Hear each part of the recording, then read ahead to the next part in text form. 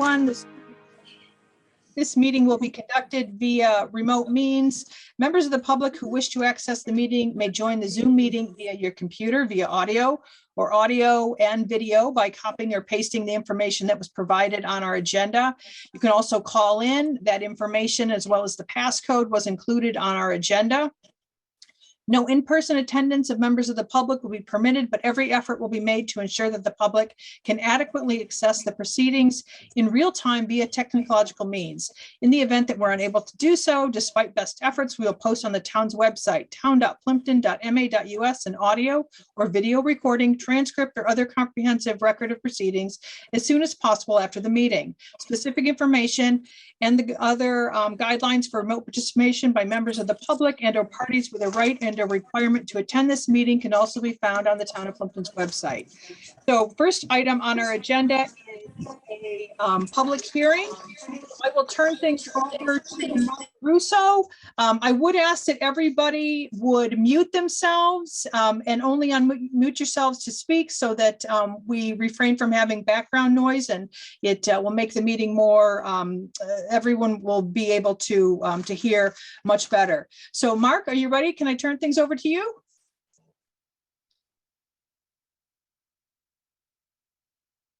Thanks, Christine.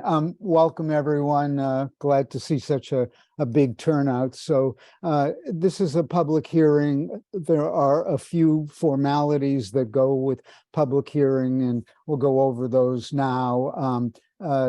This may be a little bit dry, but it helps in organizing the meeting and making sure everyone gets a chance to be heard. So this is a so-called application hearing. We'll open with a reading of the notice into the record, then we'll establish some ground rules, and then we'll move on to the evidentiary part of the hearing, the applicant first and those speaking in favor, and then those opposed having the chance to speak. After that, we'll close that part of the hearing and move into the portion of the hearing where the selectmen get to deliberate and decide how they want to proceed. So in terms of the reading of the notice of the meeting, Christine read the part about how to connect with the meeting, that it is a Zoom meeting. The notice itself reads, notice is hereby given that the Plympton Board of Selectmen will conduct a public hearing on Monday, February 27th, 2023 at 5:45 p.m. via Zoom regarding consideration of an earth removal permit application from SLT Construction Corporation for activities at Spring Street, Assessor's ID 19-02-004, parcel approximately 23.4 acres in size, including earth removal work and construction of a facility to process construction material and recycle concrete, asphalt, brick, stumps, etc. Having read the notice, I want to confirm with staff, with Town Administrator Liz, that the notice was published at least 14 days before the hearing, that it was posted by Town Clerk, and that the appropriate abutters were notified of the meeting. That's correct. Thanks, Liz. Just a reminder to everyone, this meeting is being recorded, and the recording is not to be considered an official public document. So next, by way of introduction, we have three selectmen on the call this evening. Christine Joy, who you heard from, Vice Chair John Trainer, and myself, Mark Russo. Town Administrator Liz Dennehy, Selectman's Assistant Bree Martins is probably on the phone, and Town Council tonight is Alex Wysite, and we're thrilled to have him aboard. I don't mind saying that the selectmen, we spend a vast majority of our time administering and executing town government.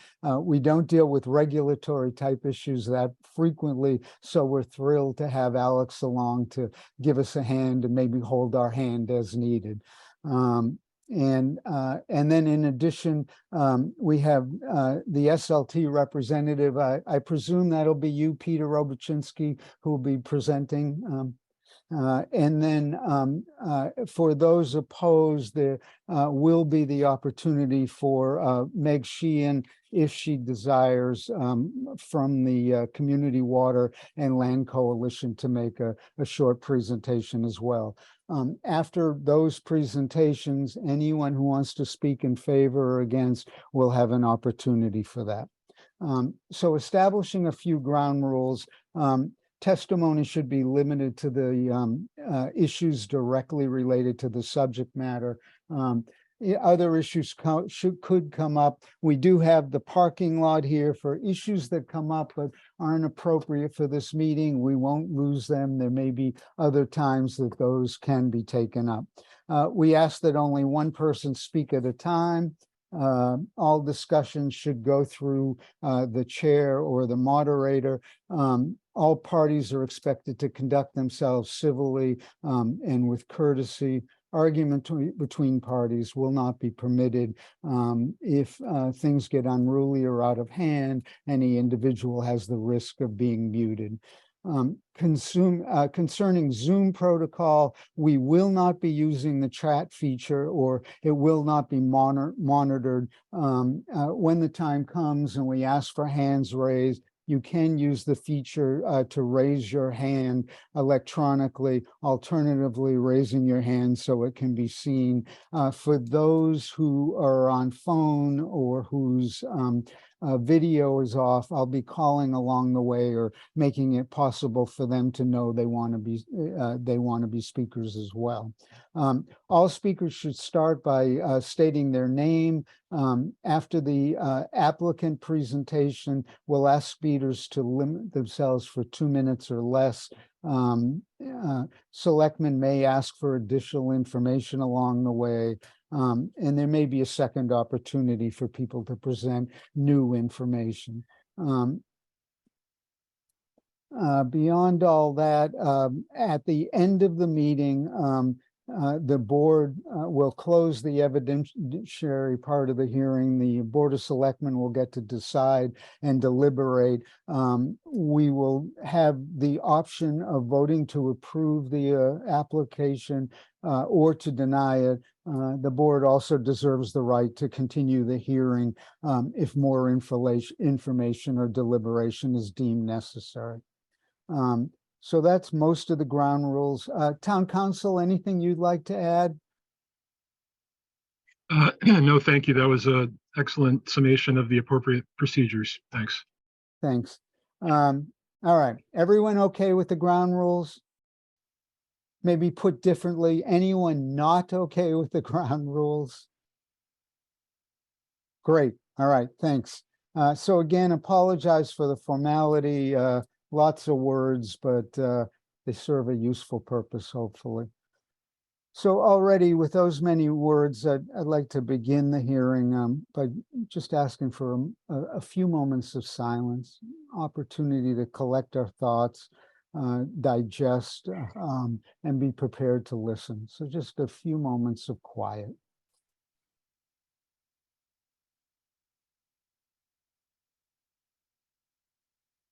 All right, so again, welcome everyone. So we've dealt with the hearing notice, we've dealt with ground rules. Next phase is to start with those in favor of the application. We'll hear from the applicant first. There'll then be the opportunity for questions from the selectmen, and then there'll be the opportunity for others who want to speak in favor of to do so. So I turn the meeting over to Mr. Obuchinsky. Welcome, sir. Good evening, members of the board and members of the audience. I think the way I'm going to proceed, and forgive me, I am new to PowerPoint. I got a crash course on it last Thursday and Friday. So I believe if I click my button here right now, I can pull up my PowerPoint presentation.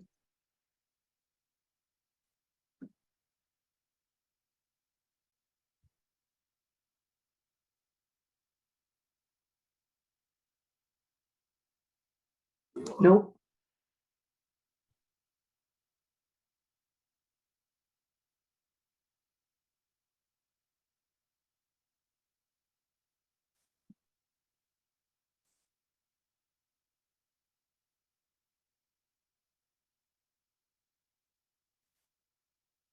How's that? Kind of blank.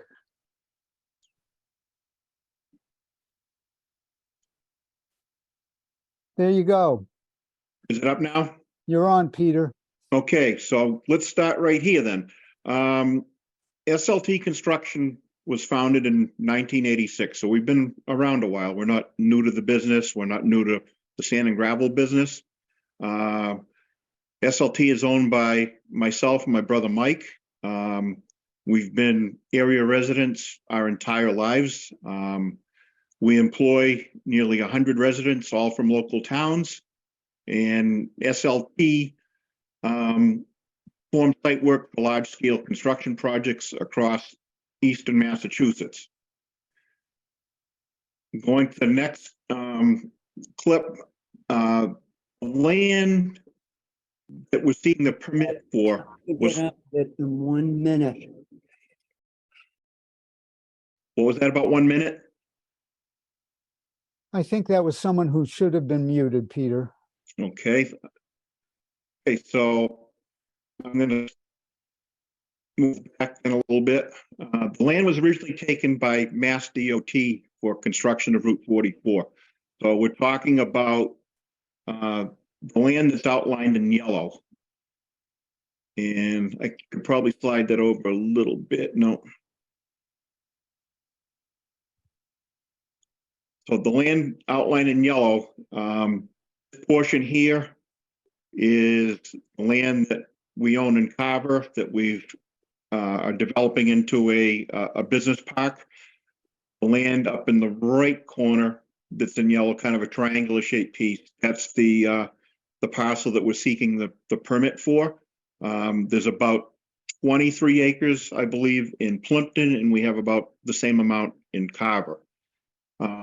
Land was deemed surplus to Mass DOT and as part of the Route 44 construction project, and they put it out to public in 2017, and SLT submitted the highest bid, and since we won the bid, we took possession of the land in the name of an LLC that I have by the name of RPBP, stands for Ricketts Pond Business Park.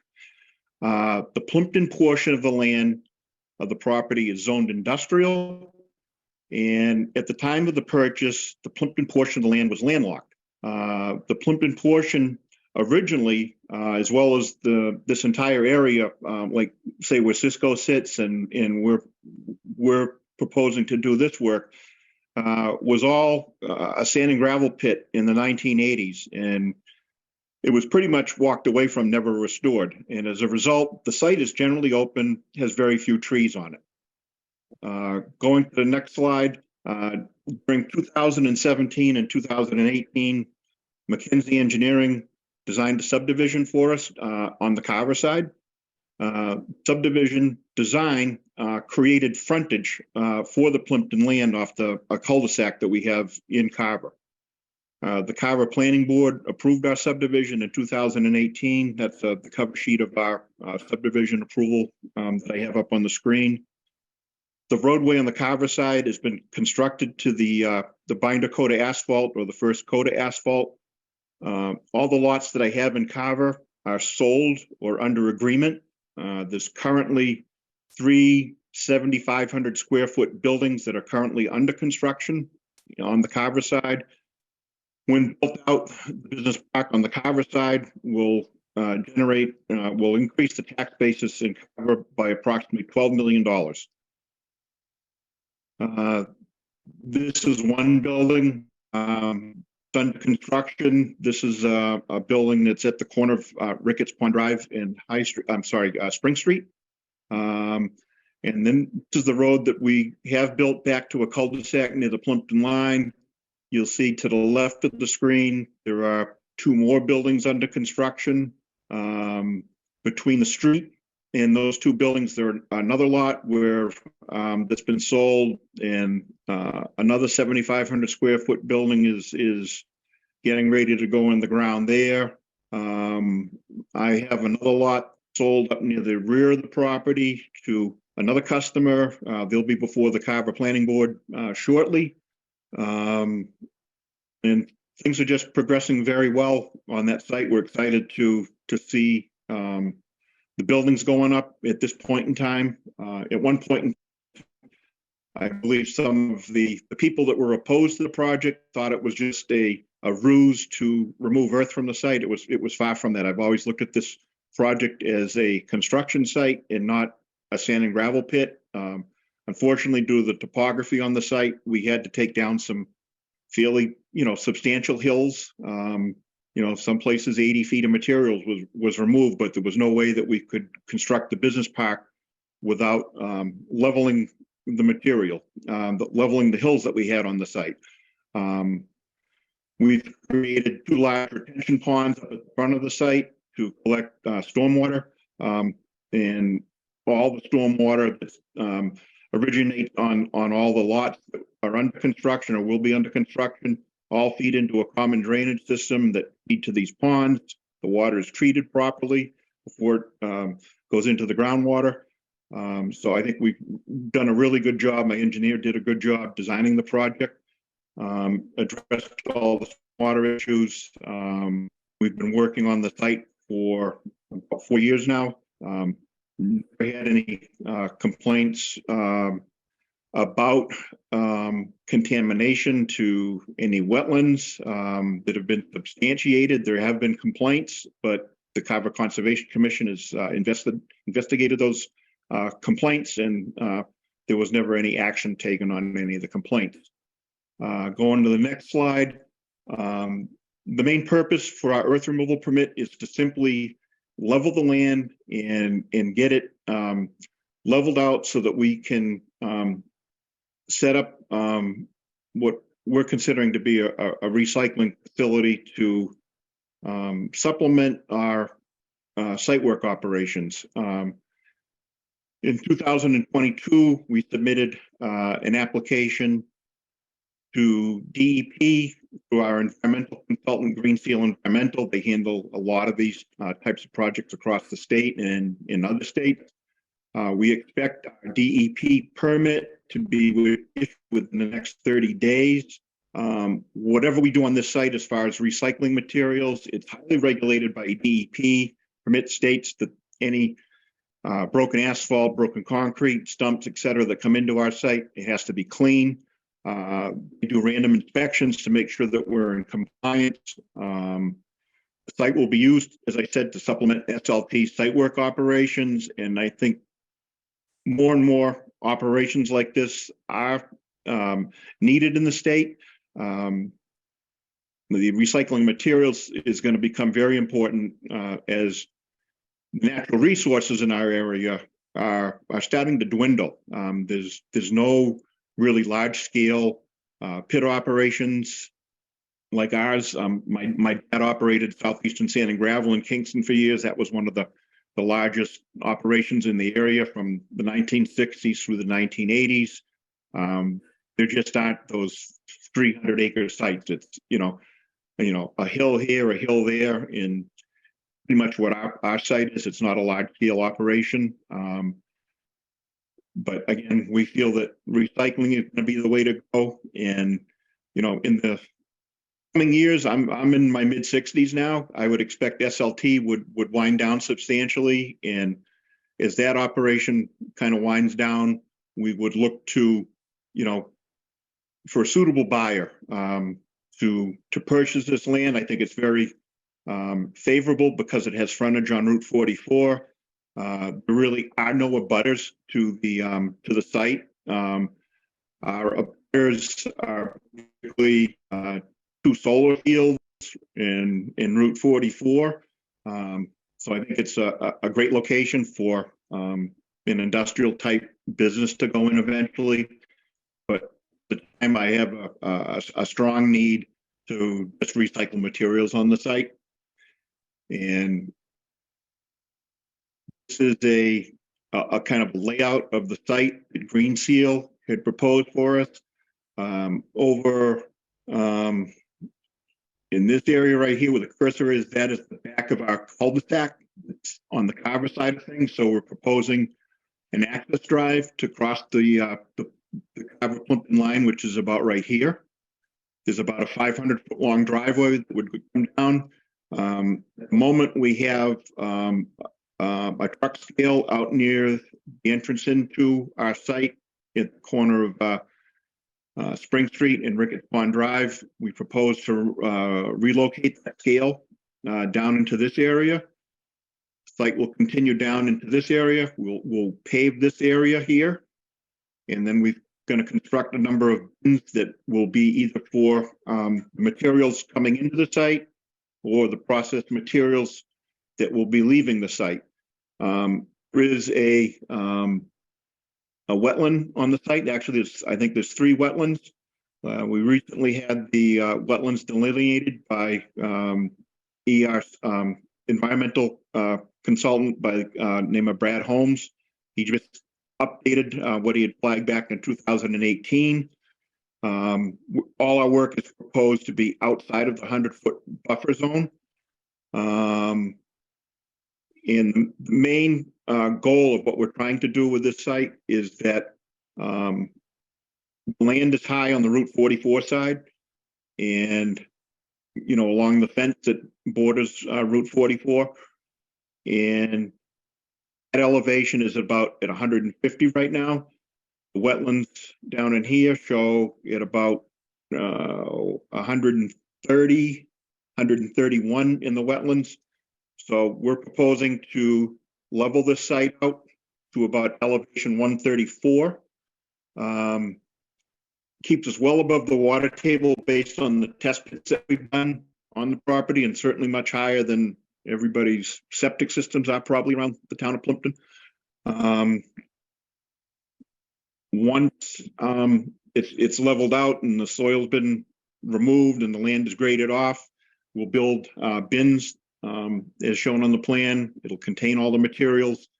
There will be a drainage cutoff trench, a swale, which is somewhat in place right now to prevent any runoff into the wetlands. Any sediment that kind of runs down into this trench, we clean it periodically right now. There'll be a sediment forebay the trench will feed into to kind of clean up the water before it discharges into the wet area. Test pits were conducted by McKenzie Engineering in December of 21, prior to the drought conditions that we had in 22. So if anything, the water levels have probably decreased. We did 4 test pits in the area of where we're proposing to do the bulk of our earthwork. Some of the tests we couldn't even dig deep enough before we were down 20 feet or so, encountered no water. And it was just, very, very good sand. And we couldn't really dig much deeper than 20 feet. So test number 3, we dug down 17 feet. We started at elevation 149, so that would have been the high side of the property, closer to Route 44. We dug down to, the elevation 132, and on the soil log that was done, there was no groundwater encountered. We just couldn't dig deep. We couldn't dig any deeper physically with the machine, and we had a very large excavator in there to dig the test holes. Going to test pit number 4. We started at elevation 135. We dug down about 15 feet before things started caving in on us. So if you take elevation 135, deduct off the 15 feet, we dug down to elevation 120 and still had no groundwater. So keep in mind that we're proposing to dig 134 elevation at the lowest. So at that point, which we feel is fairly representative of the site, we're a good 14 feet above where our bottom of our test pit was, and there was no water when we dug the test pit. Same thing when you go to elevation, I mean, test pit number 5, we excavated, in this case, down 23 feet from elevation 148. That put us down at elevation 124.25. Again, no groundwater encountered, and that's keeping us, about 10 feet above, and that's assuming that groundwater, it would be at 124. We never found it. Going to test pit number 6. We dug 19 feet in this case from elevation 150. That would put us at elevation 131. And again, no groundwater encountered. To achieve the average proposed grade of 134, we propose to remove 104,000 cubic yards plus or minus. Calculation is based on contours provided by McKinsey Engineering of the site. We then download the contours into the software program that we use to estimate all our site work projects around the state. The image to the right shows kind of like a 3D model of the site. The darker pink would show where we have the heavier excavations, probably somewhere around 15 feet or so.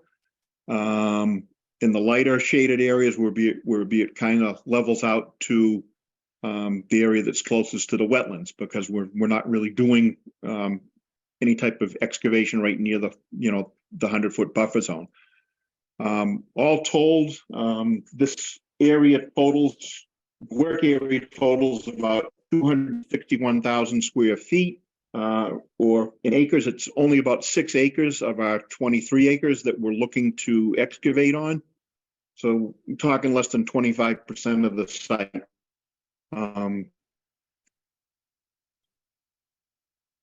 This is if you look, a full set of plans to you, but we were advised that most of you weren't going to be able to get by the town hall today, so we sent those plans to you electronically. So you'll see the McKenzie layout is just expands upon the green seal layout that showed the bins originally. It does have proposed contours on them. It shows existing contours, and it'll show that we're going from an average of 150 along the Route 44 property line with the state to down to our proposed grade of 134 on the site is an average. Wetlands that are shown kind of to the right of our bins were reflagged on February 14th of this year.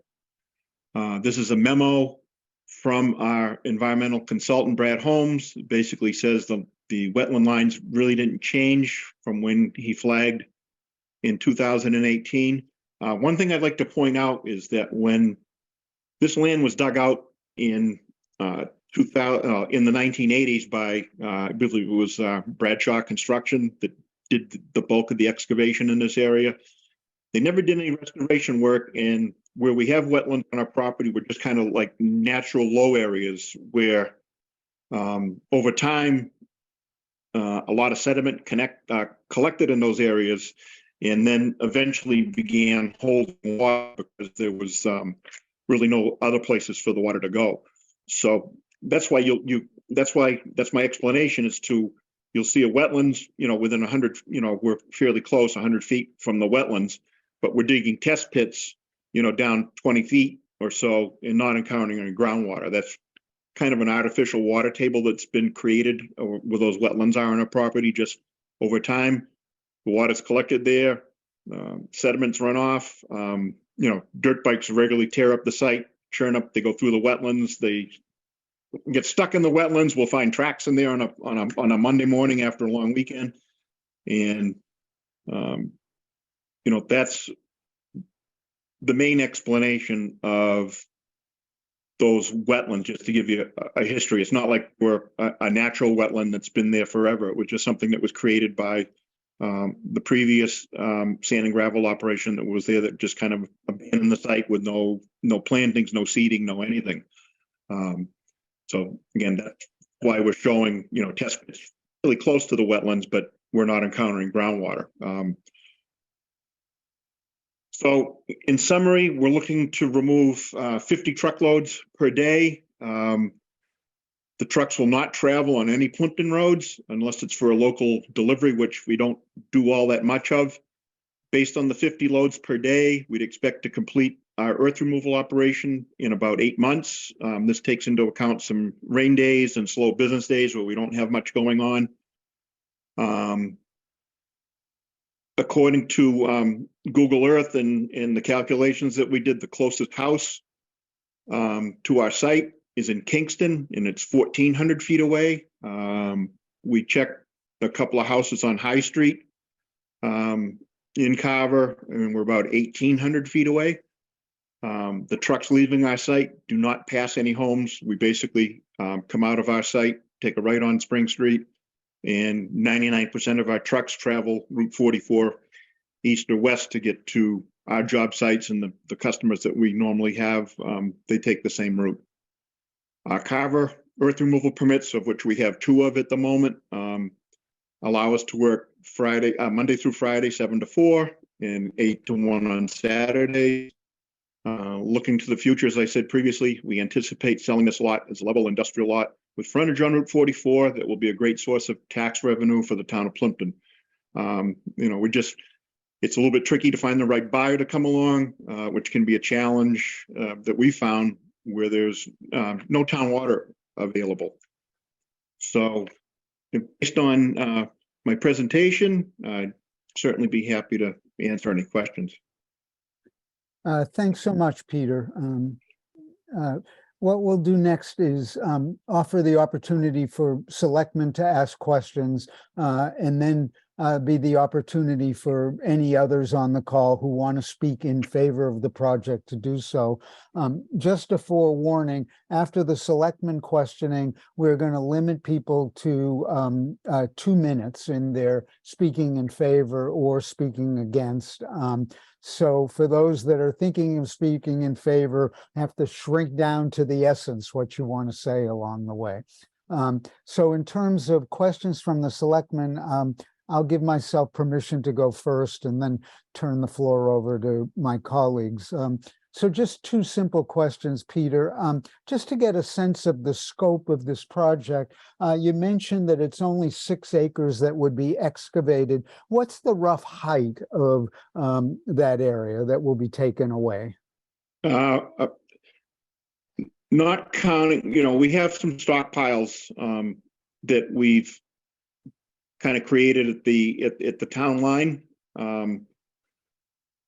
So not counting those, like I said, I'm looking at previously stockpiled materials is kind of a side issue, but the new earth that we're looking to excavate on the property, we're going from like 150 elevation at the edge of Route 44 down to elevation 134. So we're looking at about 15, 16 feet at the most. Thanks, that's helpful.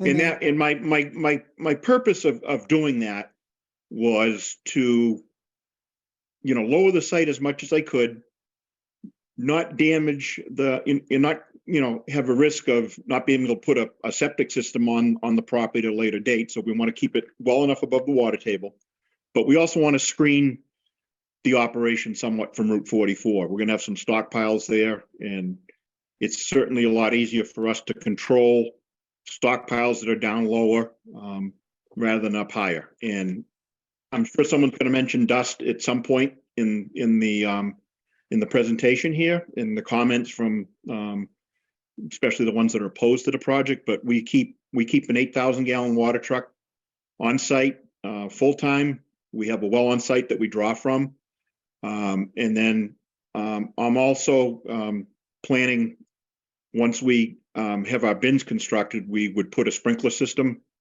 around those bins, and they would be operated, pretty much automatically or at the touch of a button at our scale house where we weigh the trucks in. If someone saw some dust kicking up, push of the button, waters our stockpiles, it knocks any dust down. But overall, the water truck's been pretty effective. We did have, a few dust storms where we had 50, 60 mile an hour winds.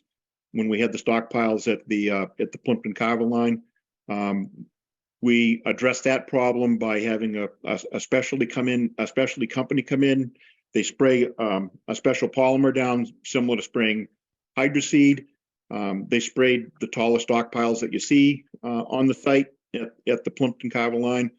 And I think that's, knocked down probably 95% of the dust that's been, that would have been generated on the site. We have had a problem with dirt bikes getting in there, ATVs. They think nothing of ripping through what we spend a lot of money spraying the polymer on. They'll go in there and rip it up, which, we just can't seem to catch the people at the right time. We've had the environmental police there a few times and just can't seem to catch the trespassers that we'd like to catch. So one more question for me. I understand that we're looking at 8 months, 50 trucks a day in terms of the excavation part of the project. Do you have any estimate of the truck traffic once the processing or the recycling facility is in place? What we're looking at for trucks in and out on a daily basis? Be much less. It would be probably on the order of maybe 10 to 15 truckloads per day. Okay, thank you. So the opportunity now for my selectmen colleagues, John Trainer and Christine Joy, if they have questions at this point. Christine, do you have any questions? I do, but I see John's ready too. So go ahead, John. I'll go after you. Actually, I'm going to hold my questions until I want to hear more from Ms. Sheehan. And then I'm trying to, obviously we're not engineers or environmental consultants. So a lot of my questions are going to wrap around what effect does this have on the environment?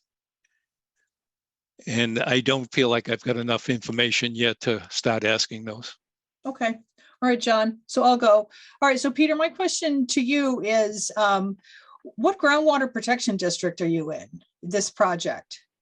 What groundwater protection district? Yes. I couldn't answer that question. All right. I think it's one. I just don't have the knowledge of that. Okay. All right. Also, it looks like there's a good amount of these construction and demolition sites not too far from us. There's one in Rochester, one in Taunton, 2 in New Bedford, and 1 in Raynham. So it just seems like this type of enterprise would be better served closer to Boston, north of us, rather than in this area, because they've also got sites down on the Cape. So I just was curious as to why this seemed like a good site for this. Well, we're going to be the biggest customer, and it's advantageous for us to have it at this location. We're Carver based, so our trucks come back to the yard at night. They come back with a load of broken asphalt, broken concrete, stumps, whatever, from one of our job sites.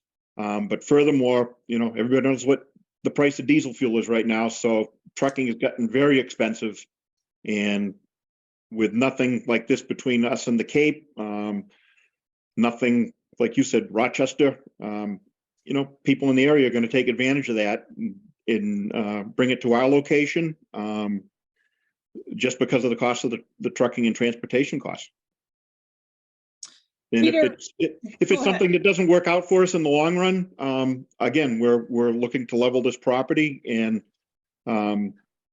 if there's not enough business, we'll level it out, and there'll be a nice sign for industrial property for sale, and Plympton will benefit from that. So Peter, this is a temporary venture? Yes. Okay. Are you planning on opening this up to other companies, or are you just recycling your own products? No, it would be to other companies as well. Okay. How would you prevent the hazardous waste that's typically generated by construction and demolition from coming onto the property? Well, demolition, it's broken asphalt, Mm-hmm. broken concrete, stumps. that's pretty much what we're looking to bring in and process. There's nothing else. There won't be any unregulated soils coming in. We'll have a trained person at the scale house. They'll have a, they'll inspect each load as it comes in, because we will be charging by the ton. So as that truck comes across the scale, they'll do a visual analysis to make sure that it's either the broken asphalt, broken concrete, stumps, and everybody that has construction sites that we work on, they're under scrutiny by professional engineers. We don't do residential work. We're strictly commercial. And if there's any evidence of pollution on any of those sites, they have to give us a clean bill of health on that material before it leaves the site, anything like that. Okay. All right. And there would be no intention to ever to have this be for sewage disposal? Absolutely not. Okay, yeah, it just concerned me because the form was a sewage disposal form that was completed. I just wanted to clarify. All right. That was the form that I was able to get off the website. Okay, all right, perfect. All right, thanks, Peter. For earth removal. So I filled out what was available to me. All right, very good. Thank you. I did not catch that, by the way. So the All good right. catch. Those are my questions for now. All right, so next is anyone that wants to speak in favor of the project. If you're interested in speaking in favor of the project, for those that have their video on, if you raise your hand, I'll see you. Let's see, that's Russ Benassi down there. I'm going across my screen, just getting a list. Anyone else? Let me, so many of us were on two screens. Oh, there's some. There's Alan? Vicky Alan? and Dave Alberti. There's William Martin. Okay, hold on a sec. Let me just get all the names and then we'll go in order. Someone named Peter, who just spoke. Vicky. Vicky has her hand up. I'm just trying to go down the screen. Dawn has her hand up. Who? Alan Germain. Alan Germain. And Okay. then I see William Martin. William Martin I have. All right. You got Anyone Peter that's too, right? Sorry, anyone that's muted or anyone who doesn't have their video on, if you're interested in speaking in favor of the project, let me know now. I thought Dawn had her hand up. Yes, we got her. And then there's Okay. somebody named Keith. Yes, I'd like to speak. And then there's somebody with an iPad. iPad, do you have a name? All right.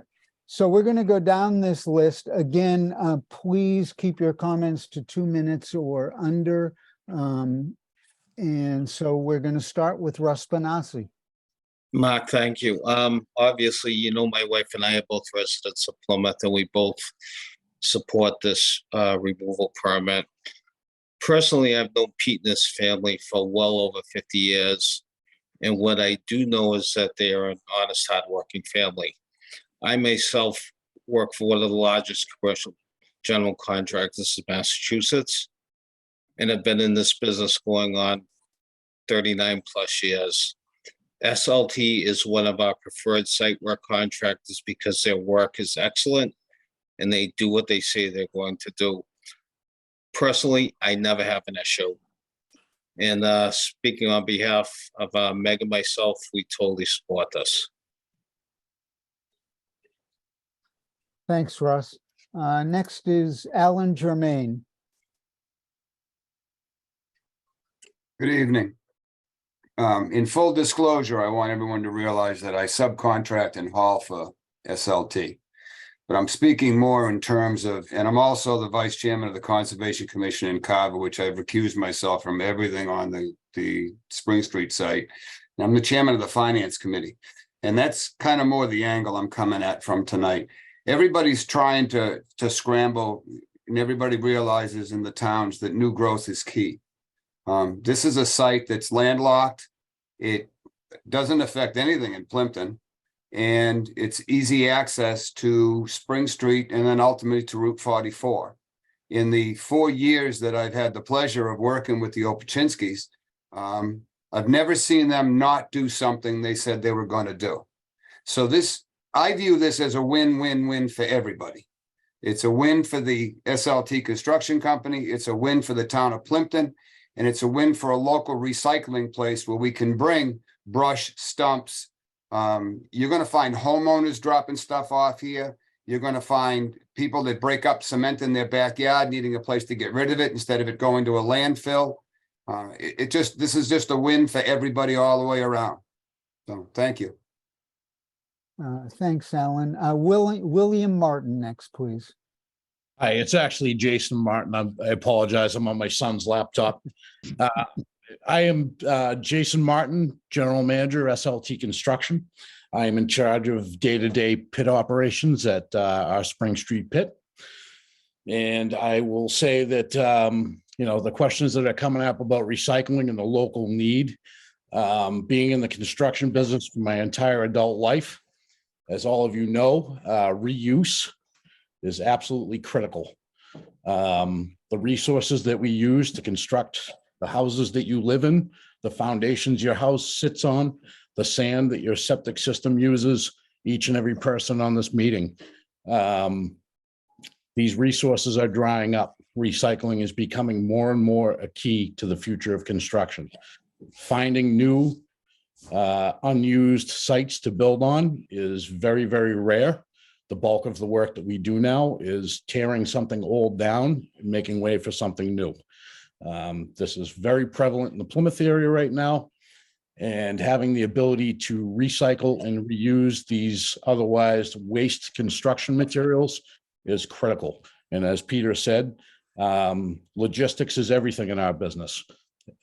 Miles cost money, and they cost money to the end user, the developers, and essentially the towns. We deliver materials to large construction projects, but we also deliver materials to our neighbors. And our neighbors get those materials at a highly discounted rate due to the proximity of the location that we have. Route 44 and us being adjacent to Route 44 is key. We don't go by one school bus stop. We don't go by one Plympton resident's house. Jason, you're coming up on 2 minutes, so if you can sum up, please. Yeah, no problem. I will say in the years, I've been with SLT for 18 years now. I'm proud to be with this company, and we do a fantastic job of taking care of our neighbors, our customers, and the towns that we work in. Thank you for your time. Thanks, Jason. Peter is next. That's not Peter Oberchinsky. Is there a Peter? Where is Peter? Well, then we'll go on to Vicky. He's muted. Okay, Peter, if you're catching us, unmute, please. All right, we'll come back. So Vicky, please. No, I got on mute here. I just have a question before I can even make any assessment about this for or against, and others may have a question too along the same lines. In the beginning, the presentation outlined some tax revenue for Carver, but that wasn't assessed for the Plympton property under this next phase that's coming when they remove the gravel, level of property and so forth for the 8-month period. Is there any projection on what we can get from this as tax revenue for our town in Plympton? I'm Dave Alberti, by the way, not Vicky. Thank you. So questions should come through the chair, but I will ask Peter Oberchinsky if he can respond to that in any way. I'm not sure exactly what the tax revenue would be. I'm looking more kind of down the road when we kind of abandon the recycling operation as our operations kind of wind down. You know, I'm getting a little bit older. At that point in time, we'd look to sell the property as an industrial lot and find, certainly a good fit for the town of Plympton. I know what we've been able to do on the Carver side in Plympton. You know, we originally had a placeholder when we designed the site for about a 20,000 square foot building on the site. And I think that'll be that'll be where Plympton sees the real value. Obviously, we're going to get taxed on, the land is an improved piece of land as we move on. We set up a recycling operation there. There'll be some tax revenue there. I wouldn't dare guess at what that revenue would be, but my point was being that this is kind of the end goal here is finding the right fit for that piece of property. A few years down the road. Thanks. So next is Dawn and then Keith. Everyone, please remember to unmute at your turn. So Dawn next. Hi, my name is Dawn Egan.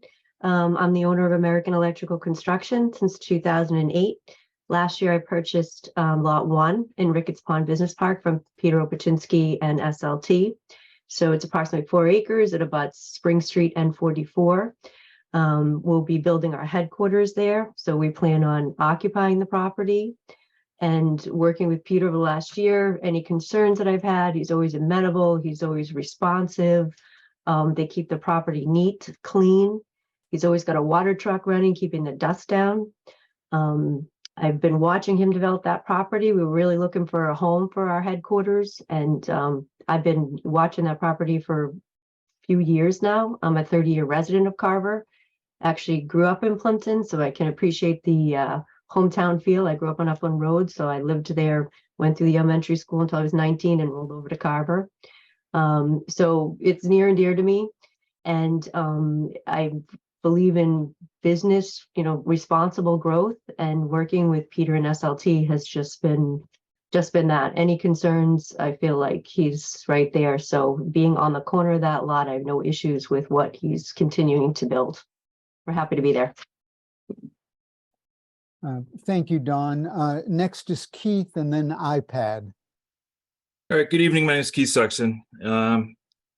Just speaking on behalf of what SLT is trying to do. I appreciate where they've located this site, what they're about to do.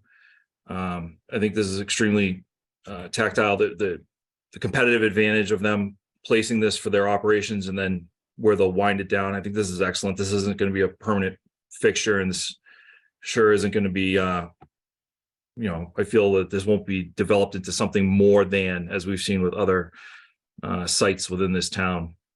So I think we should wholeheartedly support this. And thank you for your time. Thanks, Keith. Next is iPad. Hi, sorry, can you hear me? Our camera's not working. Yes. My name is Catherine McManus. I'm actually a longtime Kingston resident that is newly here in Plympton. And just on a personal note, we've known the Opachinski family for years. My family's done business with them for, I can't say how many years. And I know that he's a man of his word, and what he says he's going to do is going to happen at that site. And I agree that I think it's good that he says it's not going to be a long-term solution for that site, where the destruction of the stumps and stuff. And I know that he has the best interest for the neighbors, the town, and I really support this project. Okay. Thanks. Thank you. Hi, Mark. Yes. Mark, this is Jeffrey Randall, and I wasn't able to unmute my phone in a timely fashion. And therefore your turn. Go for it. Okay, thank you. How are you tonight? And Jeffrey Randall from Haywood Farms. I've known Peter and Mike for 25 years. And they've always done everything that, I've done business with them, and everything that we've talked about and they've agreed to. They always did. I always found them forthright to deal with. I think it's not a bad thing to have a recycling facility, at least for the short term, to mitigate some of the some of our carbon footprint. The farther you have to go with a truck loaded with materials to have things recycled, the less advantage it is environmentally. So I think that's a real plus. I think it's also a great thing for the town and the people in the surrounding area to have places to drop off, stumps and bricks or concrete that currently they'd have to travel significantly farther for. And then lastly, in favor of anything that generates revenues without adding additional costs to the town. It doesn't sound like they're going to be using the roads or basically any of the town's infrastructure. And the revenues that would derive from that would go directly back into the town without being reabsorbed in the form of costs. So that was it. Thank you very much. All right, anyone else want to speak in favor who has not spoken?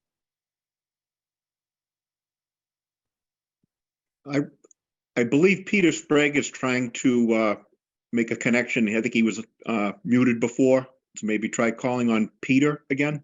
Okay, Peter Sprague, are you there?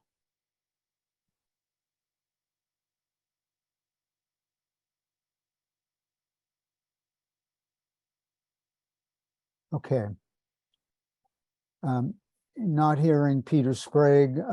So now we'll move on to the next part of the hearing, which are those that would like to speak against the application. So what we're going to do here is we have received a few letters from citizens. I'm going to read parts of them so those citizens feel heard. We will then offer Meg Sheehan a chance to make a brief presentation. Hi, I'm sorry, this is Peter. Oh, I okay. apologize. I was having some difficulties with my phone here. Okay, go ahead. We'll give you a shot at it. I've known Peter and Michael Lobachinsky for over 30 years, and both men of high character. They're also my neighbors, and they're two very good gentlemen. Their word has always meant a lot to me and carries a lot of weight. Regarding business why my part in all this is I ended up buying the adjoining lots to this project, and I invested and planned that my business, which those are the two buildings you could see Peter pointed out in the back, all on a handshake deal because these lots weren't ready to be released. I was way ahead of where Peter was ready to move and Michael to move forward, but I had to do a lot of things to make my deal happen. So to be frank, they are people I know, but there isn't anyone else I can think of. I would have done a handshake deal and put all my eggs in one basket to do this without even purchasing the lots, everything I invested. So I own 3.5 acres right to that cul-de-sac. So I want this to be, as Peter's always wanted it to be, a nice commercial business development. And for me, abutting it with the high hill right there, I want it to come down so it's one nice, even industrial park going in, which would benefit all of us. Peter, you're coming up on 2 minutes, so if you can sum up, please. That's really about it. Like I said, my lot abuts this, and it is going to benefit, just me as the neighbor in my commercial business right against that cul-de-sac. Not having a hill there, so it's all one even level business park as Peter was going to plan. And everything he said he was going to do at this point, he's done. Thanks, Peter. I believe there was an email that was sent to you by Bob Goslin. He is in a butter. He owns one of the solar fields that's close. I don't know if you got that email from Bob. I have not received that. Okay. All right, so I'm going to read the letters that we have. First one is from Brian Vaza, the Plympton conservation agent. He emailed us on February 9th and said the following: the Conservation Commission is currently reviewing the SLT's submitted proposal regarding earth removal construction on Spring Street, and we have been in contact with Peter Obuchinsky about the site. Also, the earth removal bylaw requires a sign-off from the Conservation Commission before a permit is issued.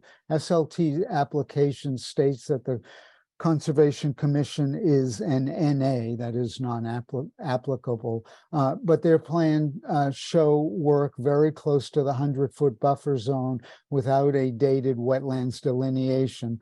Also, the photo attached to the email below from a concerned citizen, Jimmy Powell, shows that they may have potentially already cleared further than is proposed. The Conservation Commission feels that it is important that they confirm the wetland boundaries and determine if there have been any violations before an earth removal permit is issued. And then the email from Jimmy Powell that Mr. Vaza referred to. I've been made aware of plans for SLT Construction to build a construction material recycling facility on the Plympton side. In reviewing their application, I see that they have said that they will silt fence around the wetlands on site and have listed Concom's commission as NA, non-applicable, on their earth removal permit. I do not believe they have been responsible environmental stewards on the site, and I do not believe they should be able to avoid Conservation Commission oversight. Primarily because, as you see from the photo attached, they have already cleared almost all the way into some documented wetlands. So that's one letter. Next letter, this is from Patsy Gillespie, received by us on February 21st. I am unable to attend the meeting on February 27th due to my work schedule. However, I am vehemently opposed to the granting of earth removal permit and the building of a recycling station for construction materials. The surrounding area has been stripped bare over the last few years, destroying pine barrens and increasing greenhouse gases, because we no longer have trees enough to for respiration of O2. The idea that granting this permit is even a possibility is deplorable. Next one is from Rebecca Lipton, also received on February 21st. Dear honorable boards and commissions, currently I am writing with great concern about the permit application requesting a recycling center for SLT construction. This site is environmentally sensitive with wetlands within the plan of this proposed project. Ricketts Pond, a 10-acre great pond hosting endangered Plymouth red belly, cooters, and vernal pool teeming with life, wood frogs, and more abuts this project along with other wetland sites. Recently, during SLT massive earth removal project on this site, photographs show silt from the project covering Ricketts Pond. For many years in this residential neighborhood, people have suffered from a dust bowl so bad they can't open their windows or spend time outside. Please review the Scott W. Horsley report attached with more detailed information that will come up again momentarily.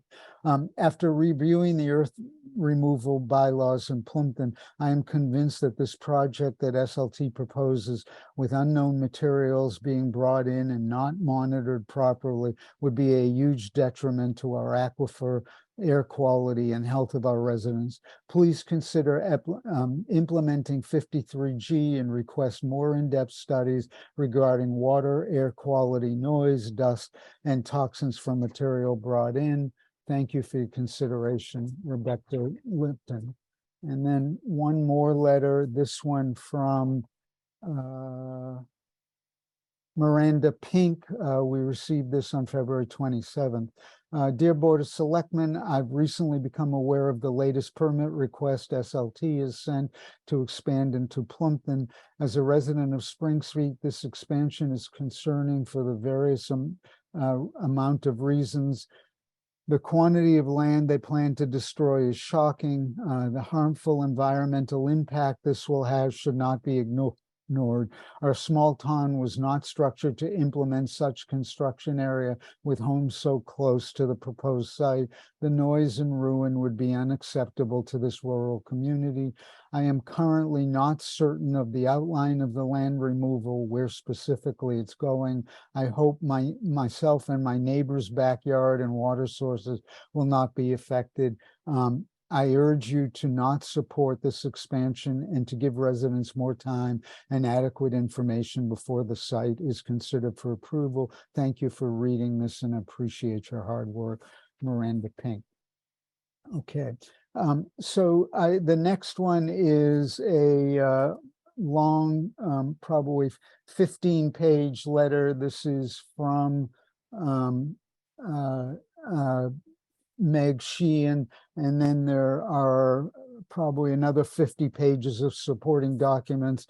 I think rather than trying to read this or summarize this, I'd like to give Meg, if she is willing, I can try to summarize it briefly, or if Meg is willing, we'd be glad to hear a presentation from her summarizing what these communications have to say.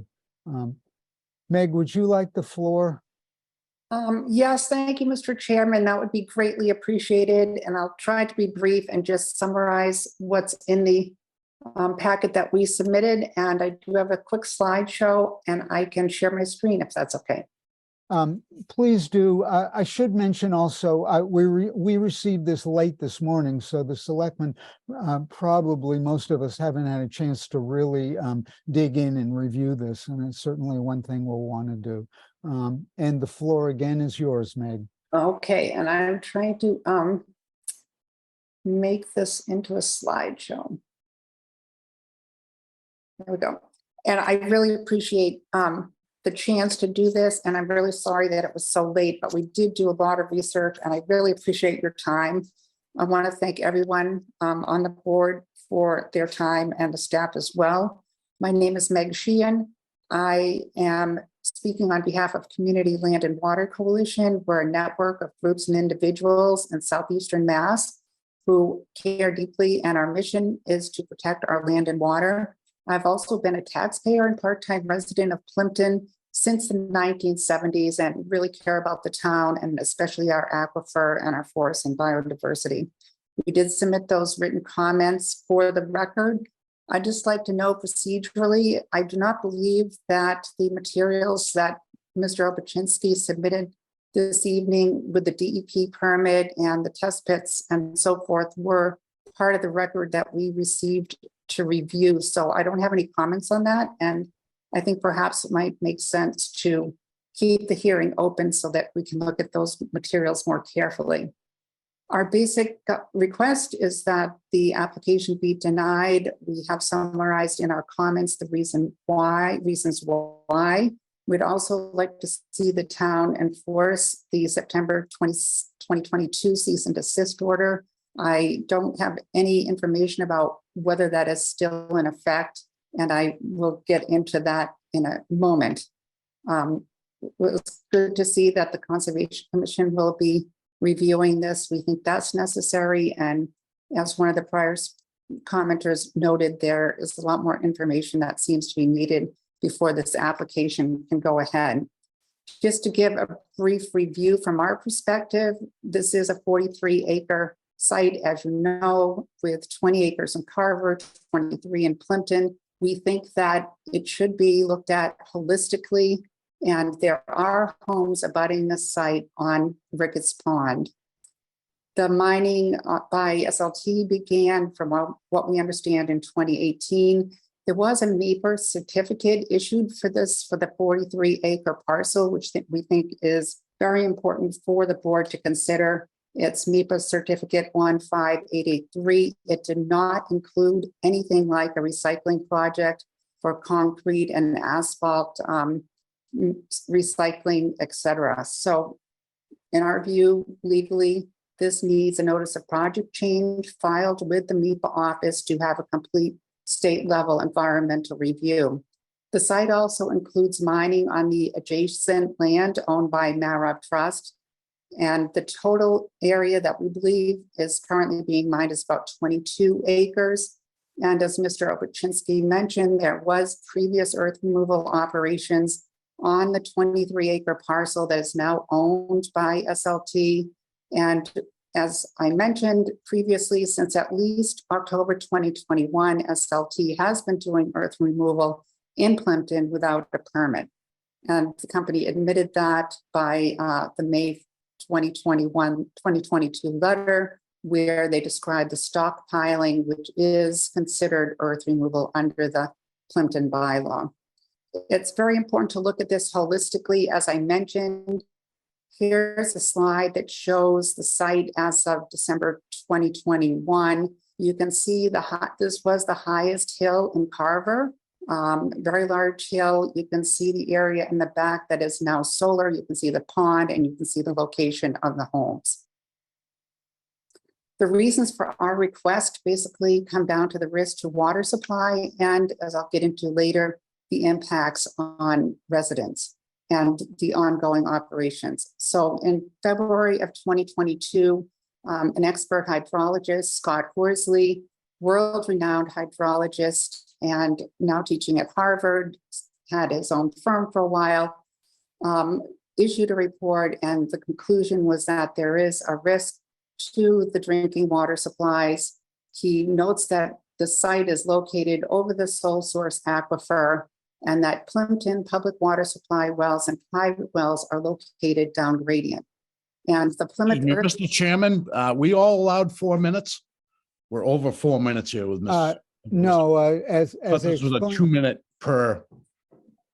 That is correct. As I explained, that we were going to offer more time for the applicant and made clear at the beginning that Ms. Sheehan would have a chance to summarize a very large amount of material.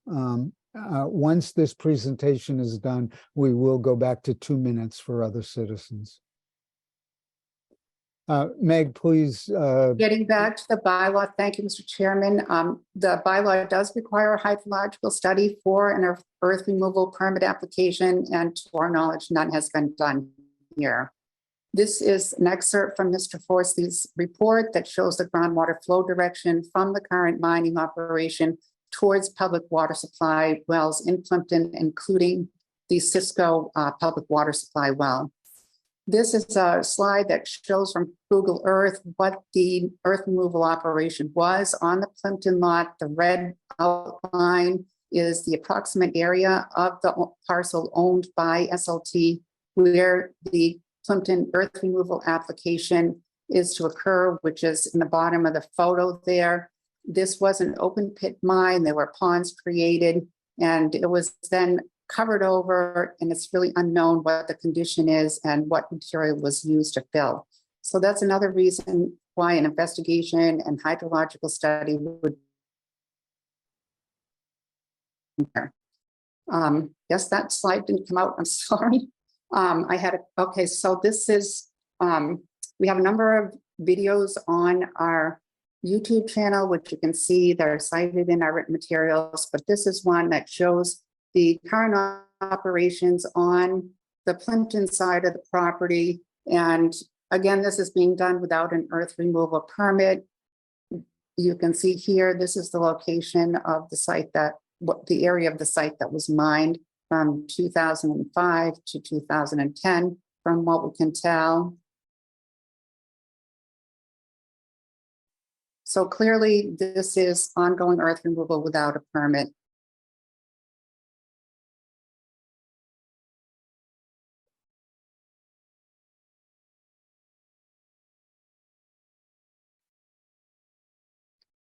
Another few seconds and we're almost done here.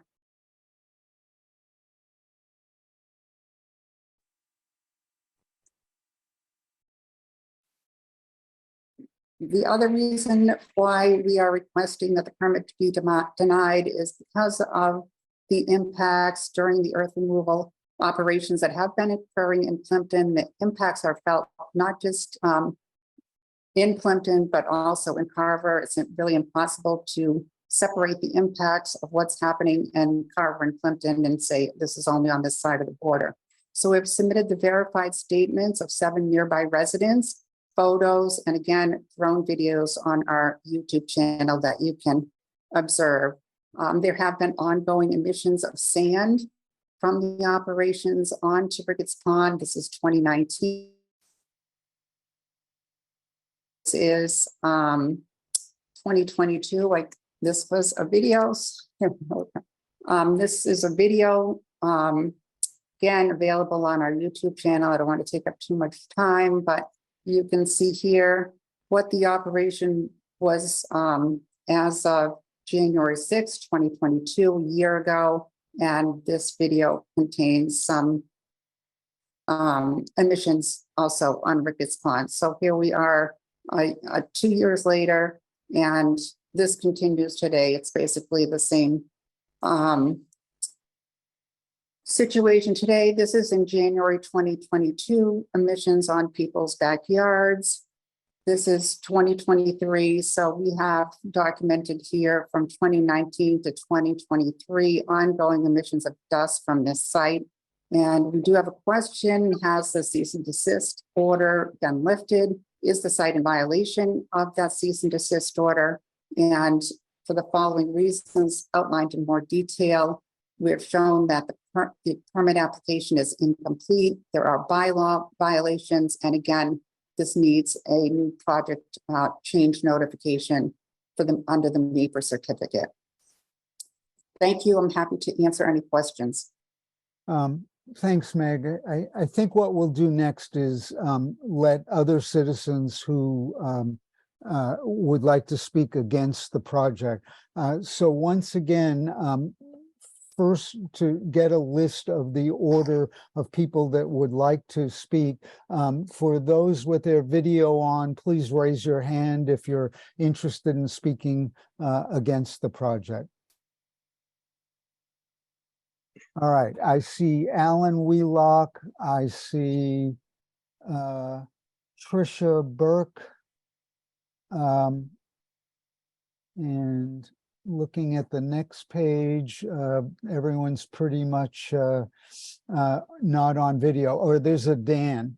All right, those with their video off, would you like to speak up and say your name, and we'll get you in queue to make your comments?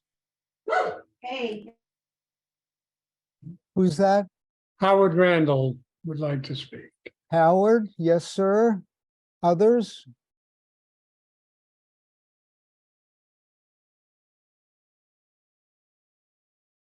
Okay, so I have Alan, Tricia Burke, Dan F., and Howard. Anyone else like to speak?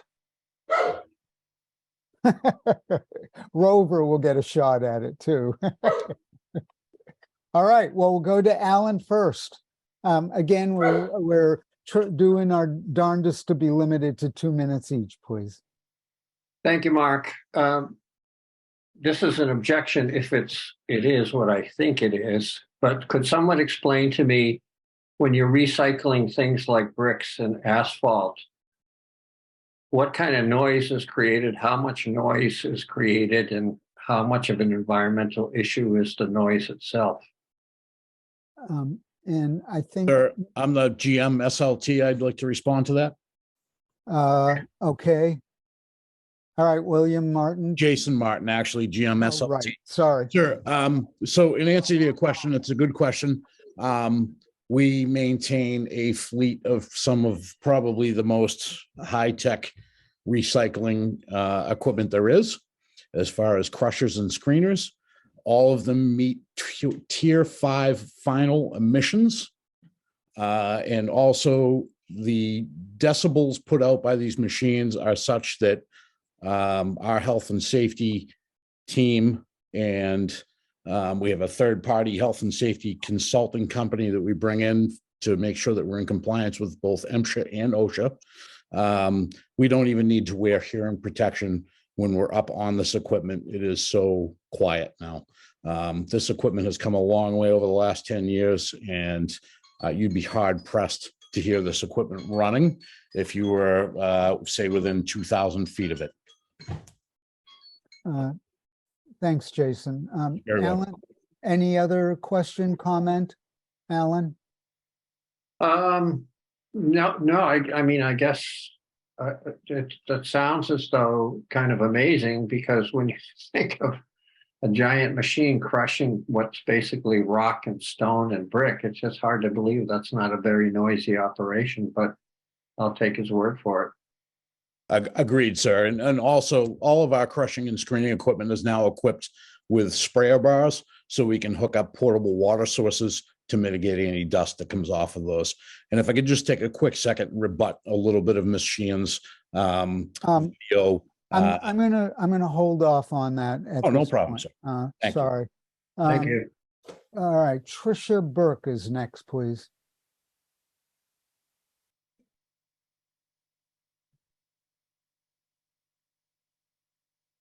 Tricia Burke. Okay. There you go. I'm using Tricia's laptop, but my name is Patrick Burke from Lake Street, resident for 30 more years. Here in town. Hello. Please. Lost it. Can you hear me? Yeah, please continue. Okay. Yeah. Well, just quickly, I'm in support of of all of the objections. I'm opposed to this project. I think that Meg's presentation needs to be given more consideration before any kind of permit is allowed or voted on. I also wrote a letter or an email to you folks expressing my concern and asking that that be on record. I can send it again. I think specifically, if anybody can answer it, the cease and desist order was issued a year ago with the implication of fines. Have those fines been paid, or where do we stand with that? But in general, I don't support this project. We're both very opposed. We're opposed. Thank you, Patrick. Next is Dan F. Hi, my name is Dan Farini. I'm from Carver, Mass. I am the chair of Carver Concerned Citizens, and Carver has and is knowingly dealing with these environmental issues from various large construction sites, dump sites, and now land mining operations. We ask you to look to the future in not only your town residents, but the residents of Carver, Kingston, and other surrounding towns. Once you allow this in, it'll never leave. You'll have it there forever. And I am asking Plympton to deny this permit going forward. Thank you very much. Thank you, sir. Next is Howard Randall. Hello, can you hear me? Yes. Oh, great, Mark. Thank you. I have lived with this issue for nearly 50 years. And I know Peter well. He and his mother and my father have common roots as former teachers at Silver Lake. I appreciate his candor in this meeting, but isn't there something better for Plympton than a recycling operation? This has been a wasteland for a number of years. Those of us that faced it, as I was a former selectman, facing it with a cleanup to allow Cisco to come to our community. Peter, is there nothing else that you can think of that would provide value to the town of Plympton other than the recycling of materials in this site? This is a very sensitive area to our community. It's the top of a very sensitive water source for 7 communities, the Plymouth Carver Aquifer. Can we not come up with something else that does not remove the valuable filter sand and brings contaminants into our community? Howard, you got about 20 seconds. I'm done, Mark. Well done. Thank you. Sorry to interrupt. All right. Anyone else wanting to speak against? I see Rebecca's hand up and Michelle's hand up. So Rebecca? Oh, yes. Hi. I think Michelle was first, though, in all due respect. You have the microphone. Go for it. Okay. Okay. I've been watching this site for quite some time now. I have spoken with the residents over there. They are, there's one nurse that lives over there that works in Boston 11 to 7 in the morning. She comes home. The noise pollution is off the chart. She can't sleep. There's one thing I want to touch down on, I think that is important, is we get smoke from California when there's a fire. They're going to be dumping God knows what over there. And what toxins are coming from these things. And that, you've seen the sand blowing over the highway. There's been sand. They don't water like they say they do all the time. I've been down Spring Street. It's a dust bowl down there. I just feel like that's blowing into a critical environmental area. People are breathing this dust. It's unhealthy. And not to mention, I don't think anybody has even mentioned, I believe there to be a vernal pool there, with Ricketts Pond being what is one of the largest ponds around, in one of the great ponds of Plymouth.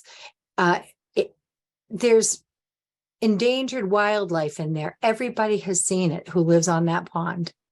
They hear everything that happens at Ricketts Park. It is unfair for people to have to live like this. It is crucial to keep our water safe.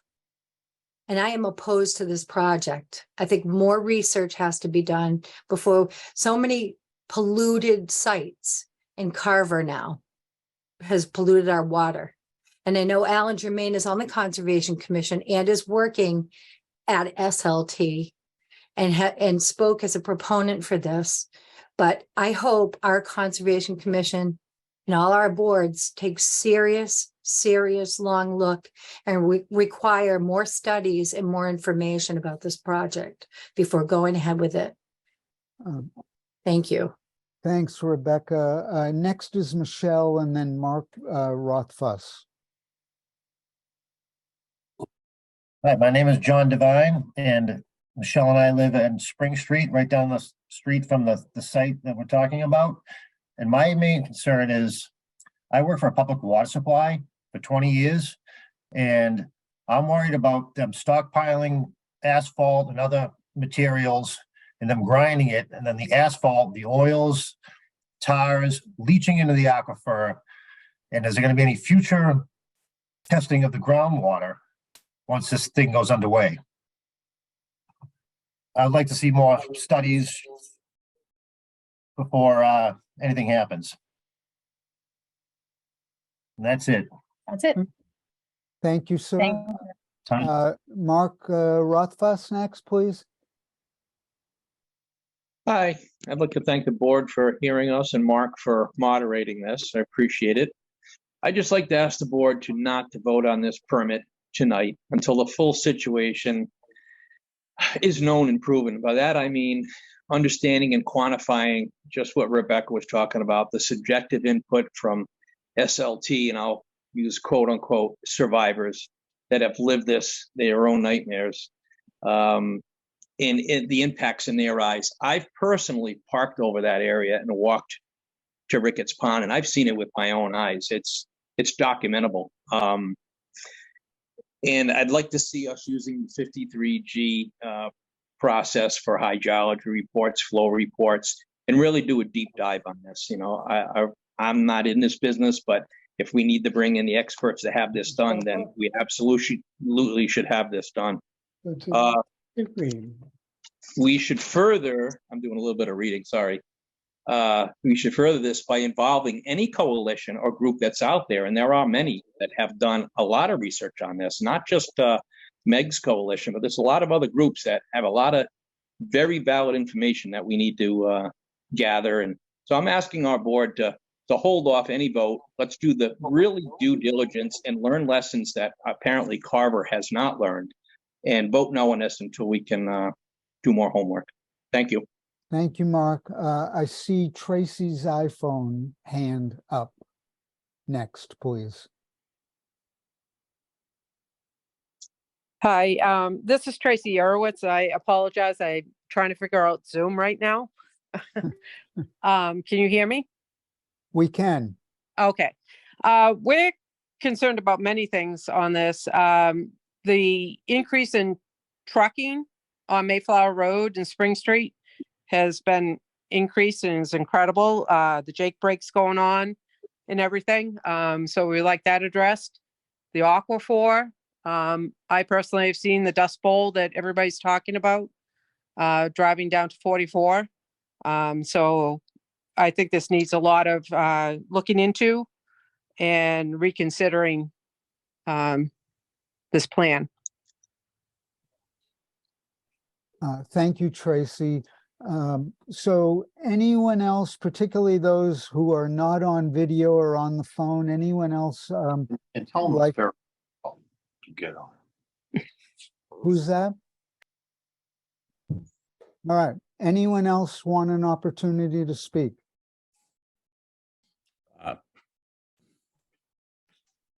Could I just say that we don't use Mayflower Road and our trucks don't have Jake brakes?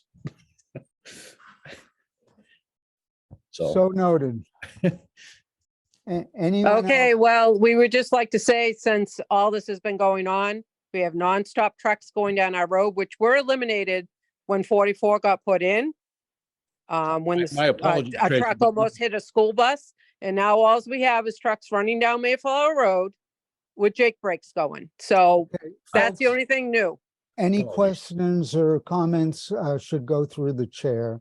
Correct, Mr. Chair. I can honestly say that we are very, very limited with our Carver earth removal permits, that we only get on Route 44 and do not use any surface roads. I can personally attest that we do not use Mayflower Road. There is a current bog rebuilding going on right now by Hanula on Mayflower Road.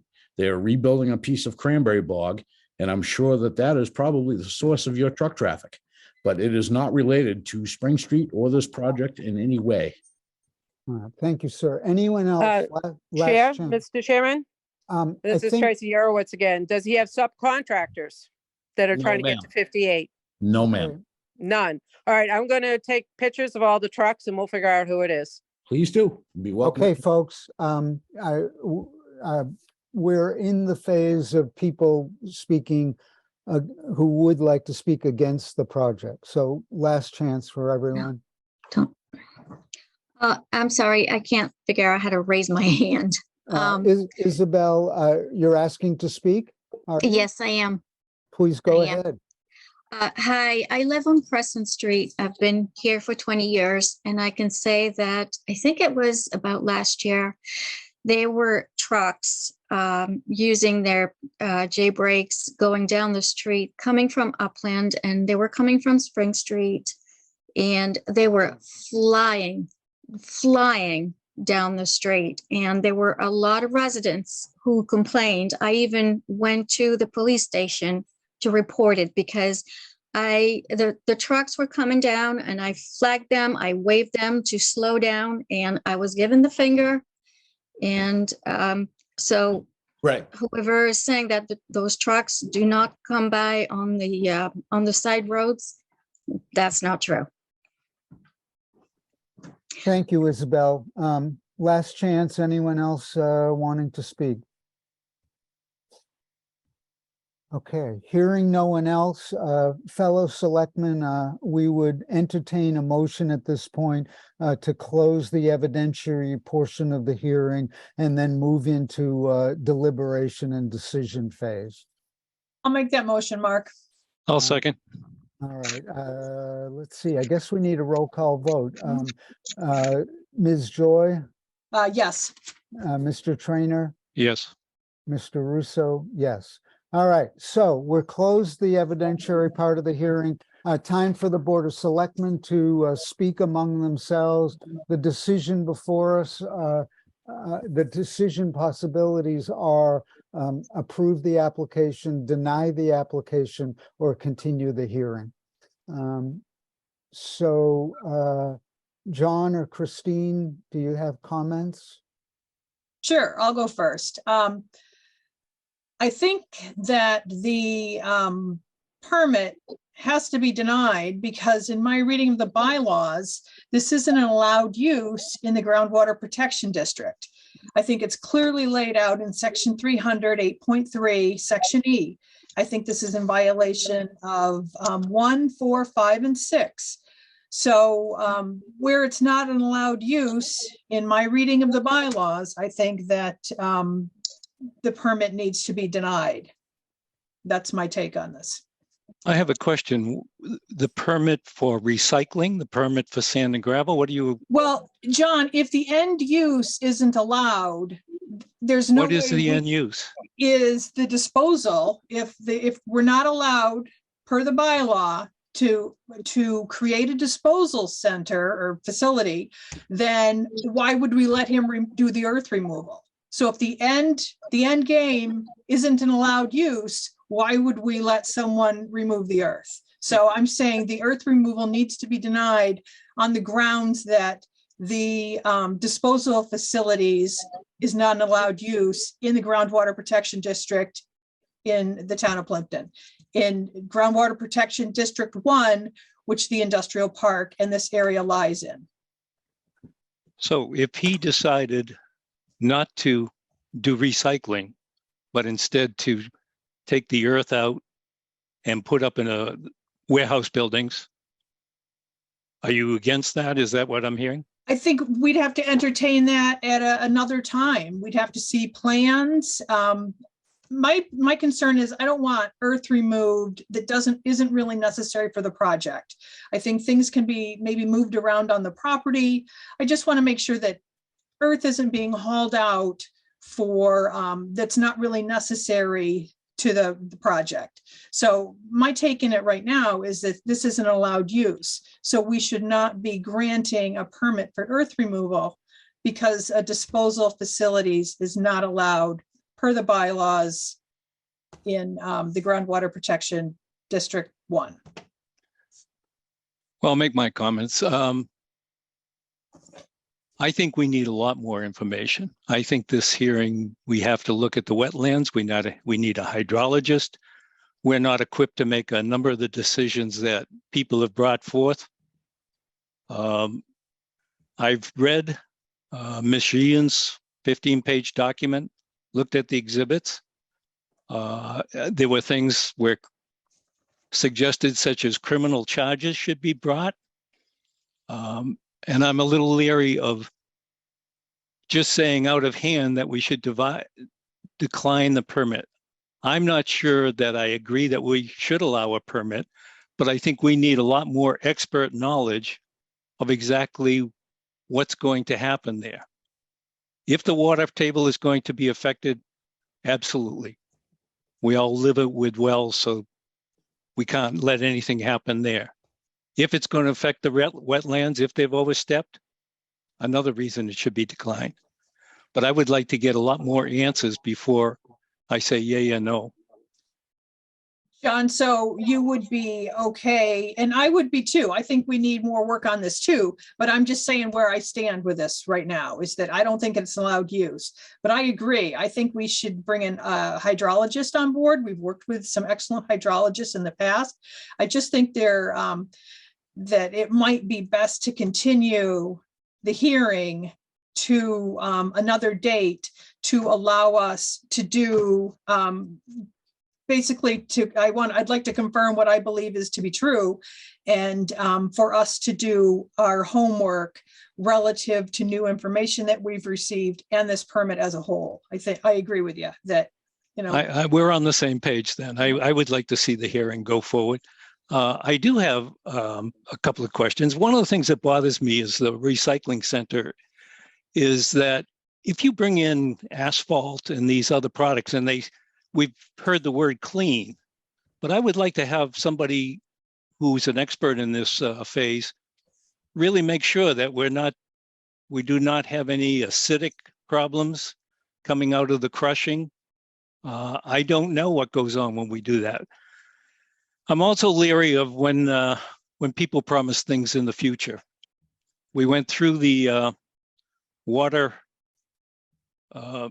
project off of Brook Street. We sued, we spent 6 figures, and we ended up losing in court, which to me still boggles my mind that that happened. But we're locked into a contract now that goes for another 20, 30 years. I want to make sure that we don't, in fact, sign something that then puts us in a position of 5 years later saying, oh no, why did we ever do that? So I would like to continue the hearing.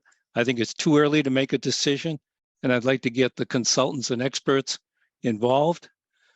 And I hope, Mr. Ovashinsky, that you would be willing to pay for that. That's right. Certainly. Yeah. So it sounds like we may be on the same page. A few comments. First of all, looking at the earth removal bylaw, I want to read a couple of sentences. 145-1, the purpose of this bylaw. The purpose of this bylaw is to support the maintenance of the town of Plympton's rural character, including its natural, scenic, historic, and agricultural qualities, and to protect its water resources. So this bylaw that was approved by town meeting in 2020 makes very clear what the purpose of the bylaw is, maintaining Plympton's rural character, which the vast majority of us appreciate most about our little town. So that was the purpose. And then section 145-6B is about denials. This is within the bylaw. If the board finds, based on the facts adduced at the hearing, that the permit may result in a nuisance or that it will otherwise create a risk of harm to public health, safety, or welfare, or natural resources, the board may deny the application. So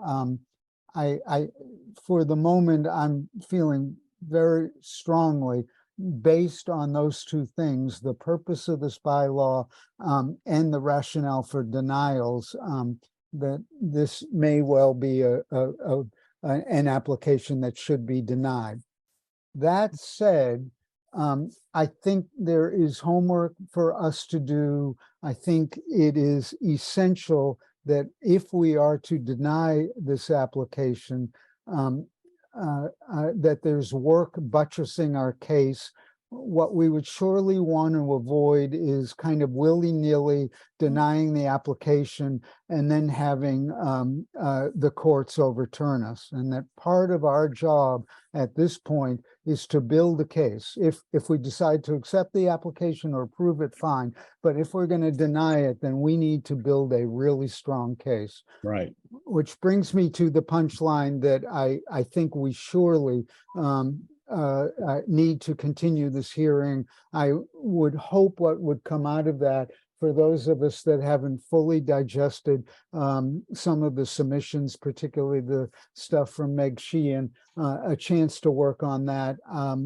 We surely need one or more experts, absolutely a hydrologist, and potentially others. And what I think I'd like to propose is 3 things. 1, that we continue the application. 2, that we move forward with hiring one or more expert to help us better understand the impact of this.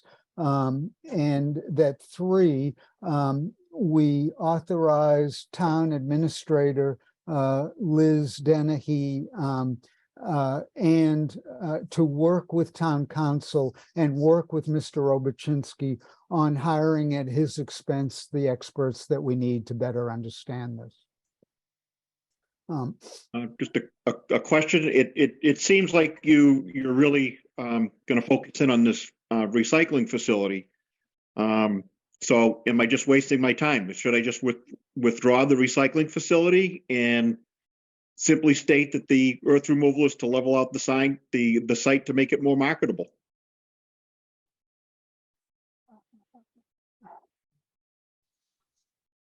I don't think, at least from my point of view, that would dissuade me from leaning in the direction against. I think we still have too many questions, even if you were to do away with the recycling operation. And I think it would benefit you for us to solve these questions so that we don't end up in court facing off against each other. Mr. Chairman, Alex Whiteside here. Do you mind if I add my 2 cents? Alex, you were next on my list to stop by your little cubicle. So Thank you. please. Thank you, sir. So if I'm hearing correctly, it sounds like the board would like to retain a peer review, at least with respect to hydrology. Is that right? Yes. Okay. So I'm happy to work with Liz on arranging for that. And I would note that, it's my recommendation that the analysis of the peer review be limited to the earth removal activities on the site rather than the end use. Because in my opinion, this board's purview under the earth removal bylaw is limited to the earth removal activities and not necessarily how the site will be used in the future. I support that. Interesting. Thank you, Alex. Perfect. Any other comments, Alex? That's it for now. Thank you. Peter, I would suggest that we deal with the issue at hand first, and I think we'll be better prepared after we deal with this to go forward with, possibly another type of use on the property, or just the earth removal to get the site ready for sale. But I think that we have to deal with this because it's in front of us now, unless you were to withdraw it. But I think there still needs to be work done. Even if you were just to do an earth removal permit, I think we're still going to need more information. No, that's understood. I guess I don't know what ultimately the town would like to see on this property. It is zoned industrial. We're not in a residential area. We abut Route 44. Closest home is 1,400 feet away. And I know a lot of the opposition has come from people that are nowhere near the site. So I don't want to get to the point where we have to question legal standing, but I think it's certainly an issue that needs to be looked at if this is going to, go a lot further. All right, I'm going to, or any other comments amongst Yes, the Mark, Board of Selectmen? Can you hear me? No, Ken. Ken, I'm so sorry. We are in the deliberation and decide portion of the meeting, so we're not accepting more comments right now. I'm so sorry, Ken. Well, I understand, but let me make a quick one. I think you have 2 issues and you combine them into one.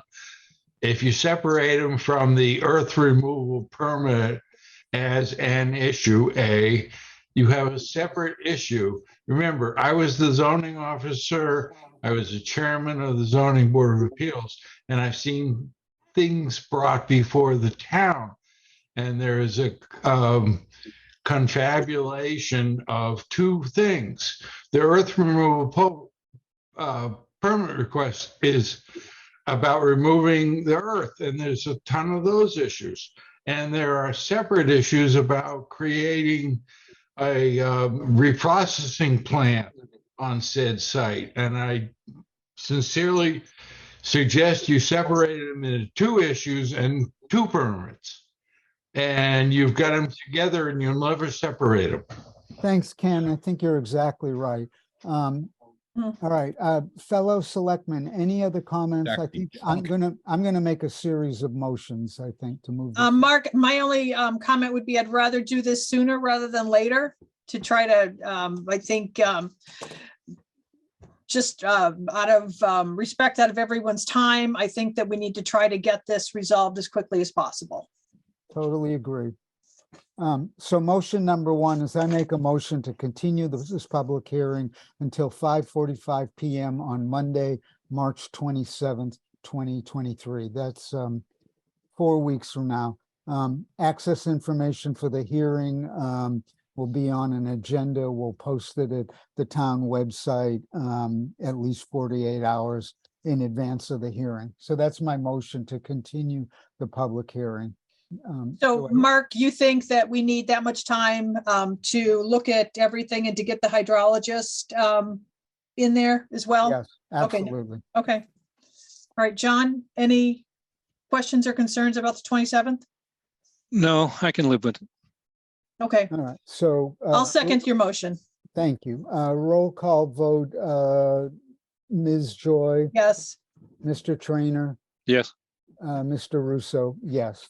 All right, second motion would be that we move forward seeking expert advice, particularly on hydrology or any other impacts that this project might make.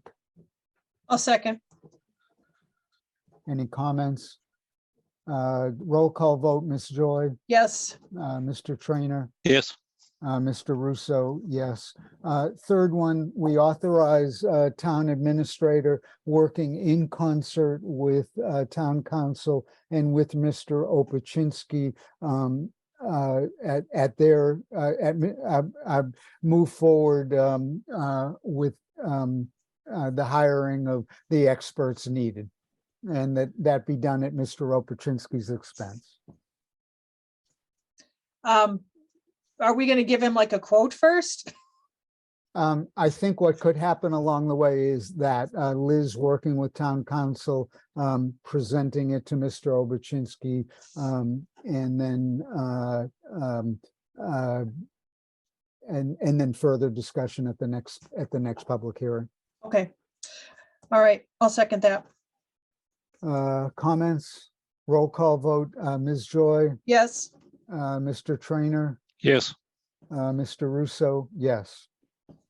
Okay, folks, this has been a long haul, and I'm really glad we had the opportunity for input both for and against, and the thoughtful discussion that has taken place and that can continue to take place. And so hopefully we'll see many of you on the 27th. So the public hearing will continue then, and I think I can turn the meeting chairing duties back over to Christine. Thanks, Mark. Yeah, thank you. Thank you everyone for attending. Thank you, Peter and Meg and Mark for running things so smoothly. Okay, so we won't be offended if a lot of you cancel out on us, but we do have more business to do. So the next item on our agenda is announcement of votes, if any, and applicable, taken during executive session. And we did take a vote, and I think that Liz, we can share that, correct? Okay. Yes. Sorry to interrupt, Madam Chair, but was there anything else you wanted me to stay on for this evening, or? No, Alex, we are good to go, and thank you so much for helping us out. Oh, my pleasure, and I'll continue to work with Liz on this. So Beautiful. Thank you. All right, so we signed a contract extension with the town administrator that will be effective March 28th, which will we will have 3 more years, thankfully, of Liz's fine service. So that was a vote that was taken. Should we take a vote in open session as well, Liz? Okay. Yes. All right, I'll make a motion that we sign a contract with extension with the town administrator that will be effective March 28th. And she will then have a 3-year term serving as the town administrator. Second. Okay, roll call vote. Mr. Trainer? Yes. Mr. Russo? Yes. All right, Mrs. Joy, yes. All right, we've got an appointment, Jeff Montello to the Board of Registrars. And this would be effective April 1st, 23 to March 31st, 26. Is this an appointment that Tricia requested, Liz? Yes, and Jeffrey has already been serving in that capacity. It's just to reappoint him for the next term. Beautiful. Okay, any questions or concerns, Mark or John? None. All right. No concerns. All right, I'll make a motion. We appoint Jeffrey Montello to the Board of Registrars from April 1st, 23 to March 31st, 26. Second, All right, roll call vote. Mr. Trainer, Yes. Mr. Russo, yes. Mrs. Joy, yes. Okay. Turkey Swamp purchase and sale. Mark, do you want to take this one? With great pleasure. Things were delayed and odds and ends were needed to be taken care of, but Friday afternoon, the seller signed the purchase and sale, and the Board of Selectmen gave me permission back a little while ago to also agree to those terms. So we have a purchase and sale. Closing will be, I think it's April 18th, and absolutely thrilled that this is moving forward, that we surmounted a bunch of hurdles, and we are so much closer to having 300 undisturbed acres protected and preserved in perpetuity. We don't need to take a vote, Mark, right? You know, we voted to authorize me to enter into an agreement, maybe just to avoid any confusion or whatsoever. Sure, could. Yeah, okay. So I'd make a motion that we approve the purchase and sale and complete the signature process. I'll second the motion. All right, roll call vote. Mr. Trainer, Yes. Mr. Russo, Yes. Mrs. Joy, yes. Okay. Great win for the town. Absolutely. Well done for everyone who was involved with that. That's been a job well done and not easy. There were definitely some hurdles along the way. Yahoo. Yahoo is right. Okay, snow and ice budget deficit spending declaration. So we've expended our snow and ice budget.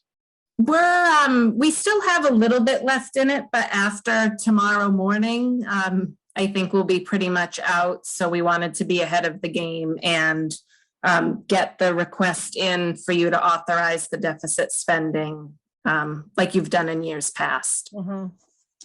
All right, Mark or John, any questions or concerns? None. No Okay. concerns. Yeah, unfortunately, this is typically an annual event. So I'll make a motion that we authorize the highway superintendent to deficit spend on snow and ice, being that the budget will be depleted tomorrow. Second. All right, roll call vote. Mr. Trainer, Yes. Mr. Russo, Yes. Mrs. Joy, yes. All right, next, nominate Mark Russo to represent the Selectmen in preliminary Comcast Xfinity renewal process. So Mark, you want to take the lead on this one? Yeah, sure. So the contract with or license with Comcast last 10 years, it is leaves me awestruck because I negotiated the last contract that here we are doing it again. Comcast likes to start 3 years in advance, and so we're starting early on this. This should be pretty straightforward. I will be contacting a guy named, forgive me, I'm blocking on his last name, Bill, an attorney. He is the one that negotiated the last contract. He's also the guy that put together the Tri-Town agreement, municipal agreement. So I'll be contacting him. Carver just went through the contract renewal process with Bill, and Bill August, that's his last name. Halifax is in the midst of it, so he understands this completely, and I hope that we'll be able to have him take care of this for us as well. So I'll get to work on that shortly. Is this a Tri-Town contract? Two different things. There is the Tri-Town contract that is due to renew, one thing. Separate thing, renewing the license with Comcast. And how will the effect of Verizon coming into town with Fios affect that? Don't know yet. Okay, something we should be thinking about. Mm-hmm. All right. Were to happen, competition could only help us, I think. The negotiation with Comcast is interesting because it comes down to 2 or 3 items, albeit the license is 100-page long. I mean, it's 3 items that the whole thing's based on, and everyone. Yeah, the only thing I looked at, Mark, back a ways was when I looked at Halifax and I looked at ours. It's a nit in the thing, but the Old Town House was left out as something they'd pay to connect to. You know, I've been trying to remember what that little thing was, and that's the one that we'd be interested in, the townhouse, the Old Townhouse being connected. Yeah, it would be nice if they would pick up the cost for cable, internet, and telephone. Right now, we're paying for internet so that we have Wi-Fi there. If they can get it at the transfer station, it seems like we ought to be able to get it. Right. So that will be something, and actually, I think probably we'll need to have an executive session along the way once we get to specific numbers. That may not be too far. That may be far along the way. First step is for me to make sure Mr. August would take us on, get a sense of what fees might be, and then come back to you all and make sure you're okay with that. Great. All right, so I'll make a motion. We nominate Mark Russo to represent the Plympton Board of Selectmen in the contract Xfinity renewal process. I'll second. All right, roll call vote. Mr. Russo? Yep. Mr. Trainer? Yes. Mrs. Joy, yes. Okay. All right, Bree, how about warrants paid?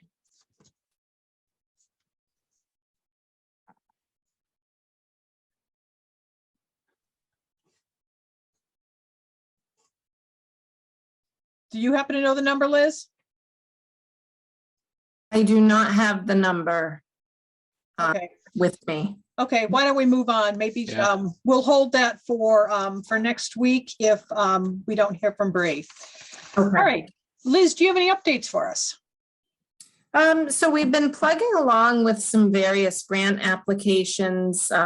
So quite a bit going on in that regard, and the budget process and process of receiving articles in for town meeting is well underway. So we've been busy working on all of that. All right, thank you. Any correspondence other than what we've already shared about the hearing? Okay. Yeah. All right, we've got 2 sets of minutes.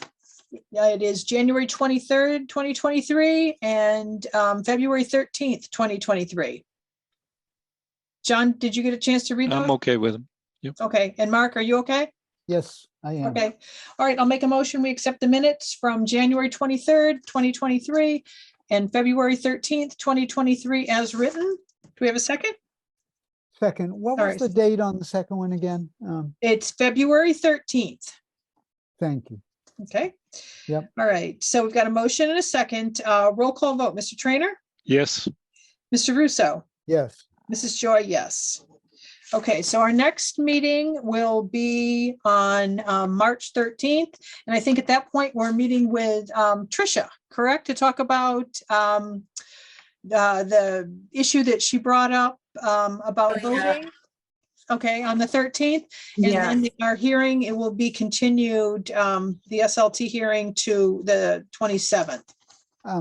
Just a comment on that. I wonder if we might get information from Tricia ahead of time, since we're dealing with kind of a complex contingencies on what we decide. And I think we should get some information. I think if she could send us her recommendation and just a little snapshot of what it means if you vote with her recommendation.